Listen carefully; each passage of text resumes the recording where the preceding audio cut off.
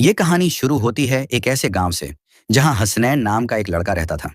बचपन से ही उसे पढ़ाई का बहुत शौक था, मगर गरीब परिवार से होने की वजह से वो अपनी पढ़ाई पर ज्यादा ध्यान नहीं दे पाता था।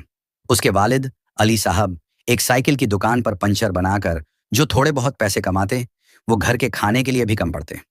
ऐसे में हसनैन की पढ़ाई कैसे होती?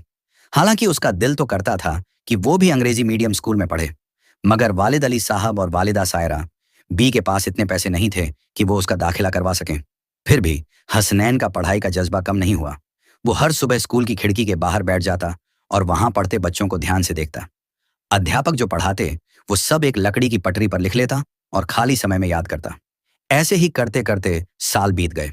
अब हसनैन 12 साल का हो चुका था, लेकिन वो 10वीं की क्लास के बाहर बैठकर उनकी पढ़ाई करता। जिस उम्र में बच्चों को 6वीं 7वीं की पढ़ाई करनी चाहिए, उस उम्र में हसनैन 10वीं के सवाल हल कर रहा था। साथ ही अपने वालिद के काम में भी हाथ बटाता। कहते हैं, जिसे अल्लाह दिमाग दे वो दुनिया से बहस कर सकता है। एक बार गांव में शहर के स्कूलों द्वारा एक योग्यता कार्यक्रम रखा गया, जिसमें गांव के बच्चे भी शामिल हुए। हसनैन ने भी बाहर से ही सही, मगर वो कार्यक्रम देखने का मन बनाया। कार्यक्रम के दौरान 10वीं के एक छात्र से सवाल पूछा गया, जिसका जवाब कोई नहीं दे पाया। तभी बाउंड्री के बाहर बैठा हसनैन बेधड़क उठ खड़ा हुआ और आत्मविश्वास के साथ जवाब दे दिया। मेयर सुमैया खातून और स्कूल के प्रिंसिपल हैरान रह गए। एक 12 साल का लड़का, वो भी गरीब परिवार से, 10वीं के सवालों का सही जवाब कैसे दे सकता है?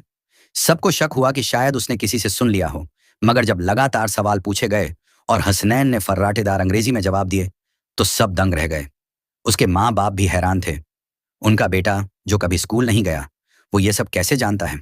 हसनैन ने बताया कि वो रोज स्कूल की खिड़की के बाहर खड़ा होकर पढ़ाई सुनता था, पटरी पर लिखता था और फिर याद करता था। उसे तो पता ही नहीं था कि वो कौन सी क्लास की पढ़ाई कर रहा है। बस जो सुना वो सीखता गया। ये सुनकर मेयर बहुत प्रभावित हुई और उन्होंने उसकी पढ़ाई का पूरा खर्च उठाने का वादा किया। हसनैन का दाखिला 10वीं में अंग्रेजी मीडियम स्कूल में हो गया। अब वो हर मौसम में स्कूल जाता, चाहे बारिश हो या ठंड, और खूब मन लगाकर पढ़ाई करता। समय बीतता गया, हसनैन बड़ा हुआ और आईएएस की तैयारी शुरू की। मगर इसी बीच उसके वालिद का इंतकाल हो गया। अब घर में सिर्फ उसकी बूढ़ी वालिदा थी। इन्हीं दिनों उसकी मुलाकात खुशनुमा नाम की लड़की से हुई और वो उससे बेइंतहा मोहब्बत करने लगा। धीरे धीरे उसका ध्यान पढ़ाई से हटने लगा। पहले इम्तिहान में ही वो फेल हो गया। उधर उसकी वालिदा ने बेटे की हालत देख सदमे में दम तोड़ दिया। अब हसनैन टूट चुका था, मगर फिर भी खुशनुमा का खुमार नहीं उतरा।